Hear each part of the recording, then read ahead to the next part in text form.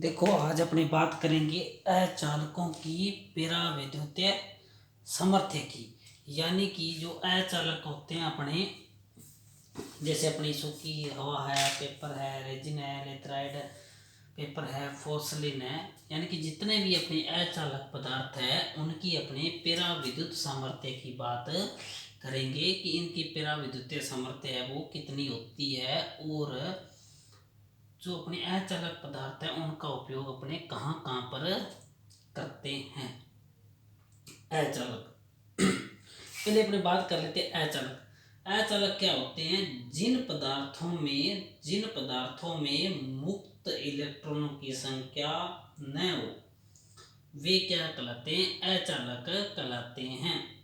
यानी कि जिन पदार्थों में मुक्त इलेक्ट्रॉनों की संख्या नहीं होती है वे अचालक कहलाते हैं। और सामान्य परिस्थितियों जैसे वोल्टेज है, तापक्रम है आदि में इनमें में विद्युत धारा का प्रवाह ना हो, विद्युत धारा का प्रवाह न हो, वो क्या कहलाते हैं? अचालक कहलाते हैं। और ये पदार्थ अधात्विक होते हैं। ये पदार्थ क्या होते हैं?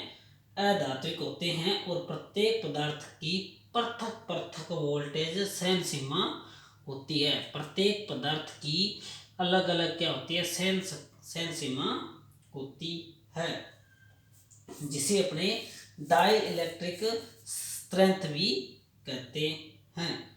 और इसकी जो अचालकों की जो डाई इलेक्ट्रिक स्ट्रेंथ होती है वो किलो वोल्ट प्रति मिलीमीटर में, किलो वोल्ट प्रति मिलीमीटर में व्यक्त करते हैं, यानी कि मिलीमीटर में व्यक्त करते हैं। और जैसे अपने अचालक क्या बहुत होते हैं, जैसे अपना अब्रक है, कांच है, सूखी हवा है, बेकेलाइट है, पीवीसी है, सूखी लकड़ी है, ये सभी क्या है? किसमें आते हैं? अचालक पदार्थ की श्रेणी में आते हैं। जैसे अपनी सूखी हवा है, एस्बेस्टोस है, पेपर है, रेजिन है, लेथराइड है, फोर्सलिन है, पेपर माइकानाइट है, माइका है, वार्निश पेपर है, ऑयल है, एबोनाइट है, बेकेलाइट है, ये सभी प्रकार के अपने अचालकों की पराविद्युतीय सामर्थ्य की बात करेंगे और उनके उपयोग की बात करेंगे कि कहाँ पर इनका उपयोग करते हैं। जैसे अपना पहला आता है सूखी हवा। सूखी हवा सबसे बढ़िया अचालक मानी जाती है। जो अपनी सूखी हवा है ना, सूखी हवा वो सबसे बढ़िया अचालक पदार्थों के अंदर आती है। और इसकी जो परावैद्युतीय सामर्थ्य होती है वो 3 किलो वोल्ट प्रति मिलीमीटर होती है। 3 किलो वोल्ट प्रति मिलीमीटर होती है। जब आपने देखा होगा 11,000 या 33,000 की जो बड़ी लाइनें होती है, उन दोनों 2 या 3 वायर होती है, तो अपने उन वायरों के बीच में जो अचालक का काम करती है वो सूखी हवा करती है। और सूखी हवा का उपयोग अपने 2 या 2 से अधिक चालक तारों के बीच में जो होता है वो अचालक के रूप में सूखी हवा का प्रयोग करते हैं। उसके बाद आता है अपना एस्बेस्टोस। एस्बेस्टोस है, उसकी जो परावैद्युतीय सामर्थ्य है, यानी कि उसकी सहन शक्ति सीमा है वो 4.2 किलो वोल्ट प्रति मिलीमीटर होती है। और एस्बेस्टोस का प्रयोग अपने विद्युत प्रेस में और हीटर में, यानी कि अपने जितने भी तापक उष्मक यंत्र हैं उनमें अपने एस्बेस्टोस का प्रयोग करते हैं। उसके बाद आता है अपना पेपर पेपर है, उसका जो परावैद्युतीय सामर्थ्य है वो 1 से 10 किलो वोल्ट प्रति मिलीमीटर होता है। और अपने पेपर अचालक का प्रयोग पेपर संधारित्र में किया जाता है। संधारित्र को फेरेड भी कहते हैं, और संधारित्र की इकाई होती है वो फेरेड होती है। और संधारित्र को अपने धारित्य भी बोलते हैं, और इसे कैपेसिटर भी कहा जाता है, संधारित्र भी कहा जाता है। और इसकी जो इकाई होती है वो फेरेड होती है। उसके बाद आता है अपना रेजिन। रेजिन की जो पराविद्युतीय सामर्थ्य है वो 12 किलो वोल्ट प्रति मिलीमीटर होती है। और रेजिन का प्रयोग अपने बेकेलाइट बनाने में किया जाता है। उसके बाद आता है अपना लेथराइट पेपर। लेथराइट पेपर है उसका जो प्रयोग अपने वाइंडिंग आर्मेचर वाइंडिंग में किया जाता है। और इसकी जो पराविद्युत सामर्थ्य होती है वो 12 से 17 किलो वोल्ट प्रति होती है। और इसका जो लेथराइट पेपर है उसका जो प्रयोग अपने बाइंडिंग में करते हैं। उसके बाद आता है अपना फोर्सलिन। फोर्सलिन का जो पराविद्युतीय सामर्थ्य होती है वो 15 किलो वोल्ट प्रति मिलीमीटर होती है। और फोर्सलिन का उपयोग अपने किटकैट फ्यूज है, इंसुलेटर डिस्क है, यानी कि जहाँ पे अपने फ्यूज की आवश्यकता, फ्यूज के जो बाहर का आवरण बना होता है और इंसुलेटर की जो डिस्क बाहर की बनी होती है वो सभी है वो फोर्सलिन के बनाए जाते हैं। उसके बाद आता है अपना पेपर वार्निश। जो पेपर वार्निश है उसकी जो पराविद्युतीय सामर्थ्य होती है वो 16 से 40 किलो वोल्ट प्रति मिलीमीटर होती है। और इसका उपयोग अपने किसमें करते हैं भाई, वाइंडिंग में करते हैं भाई, वाइंडिंग में किया जाता है। इसका प्रयोग वाइंडिंग में किया जाता है। उसके बाद आता अपना माइकानाइट।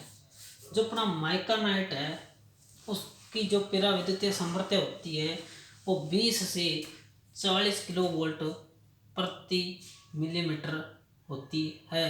और माइकानाइट का प्रयोग अपनी आर्मेचर वाइंडिंग में किया जाता है। और उसके बाद अपने बात करते हैं माइका।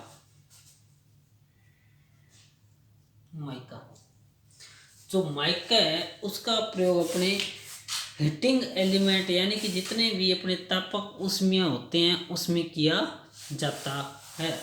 और इसकी जो पराविद्युतीय सामर्थ्य होती है वो 20 से 60 किलो वोल्ट प्रति मिलीमीटर होती है। उसके बाद आता है अपना वार्निश ऑयल। वार्निश ऑयल है उसका प्रयोग, उसकी जो पराविद्युतीय सामर्थ्य होती है वो 30 से 40 होती है। और इसका उपयोग अपने आर्मेचर, जैसे अपने आर्मेचर वाइंडिंग होगी जहाँ पे अपने कोई जैसे अचालक पदार्थ है उनके अंदर पॉलिश की जाती है जिससे क्या अपने को विद्युत आघात न हो और वो अचालक का काम करे, इसीलिए वहाँ पे वार्निश ऑयल का प्रयोग करते हैं। और उसके बाद आता है अपना एबोनाइट। एबोनाइट की जो पराविद्युत सामर्थ्य होती है वो 30 से 40 होती है। और इसका जो प्रयोग अपने बोनाइट का प्रयोग बैटरी में किया जाता है, सेल बैटरी में हो गया और यंत्र निर्माण में किया जाता है। उसके बाद आता है अपना बेकेलाइट। बेकेलाइट क्या होता है, बेकेलाइट की जो पराविद्युतीय सामर्थ्य होती है वो 17 से 21 होती है और किलो वोल्ट प्रति होती है। और इसका उपयोग अपने स्विच फ्यूज और होल्डर बनाने में बेकेलाइट का प्रयोग करते हैं। स्विच फ्यूज होल्डर निर्माण में अपने बेकेलाइट का प्रयोग किया जाता है। ये था अपना आज का छोटा सा टॉपिक, अचालक की पराविद्युतीय सामर्थ्य और उनके उपयोग। जैसे अपने सूखी हवा का प्रयोग दो चालक के तारों के बीच में किया जाता है। एस्बेस्टोस का प्रयोग अपने विद्युत प्रेस और हीटर में करते हैं। पेपर का प्रयोग अपने पेपर संधारित्र बनाने में करते हैं। रेजिन का प्रयोग बेकेलाइट निर्माण में किया जाता है। और लेथराइट पेपर है उसका वाइंडिंग में किया जाता है। फोर्सलिन का प्रयोग अपने किटकैट फ्यूज और इंसुलेटर डिस्क में करते हैं। और पेपर वार्निश का प्रयोग अपने वाइंडिंग निर्माण में करते हैं। और माइकानाइट है वो उसका प्रयोग अपने आर्मेचर वाइंडिंग में किया जाता है। और माइका का प्रयोग हीटिंग एलिमेंट बनाने में करते हैं।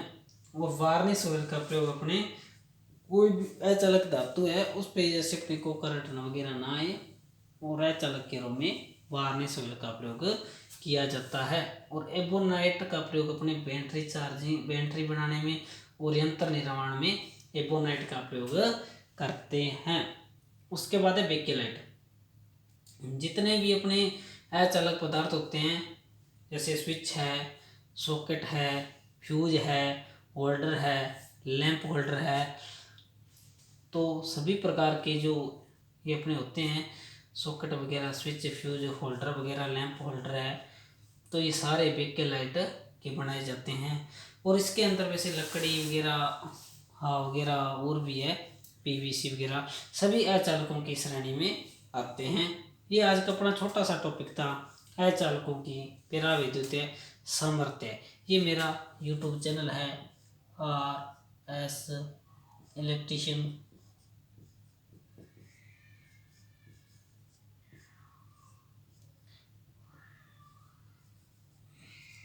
ये मेरा यूट्यूब चैनल है RS इलेक्ट्रीशियन थ्योरी 29RS।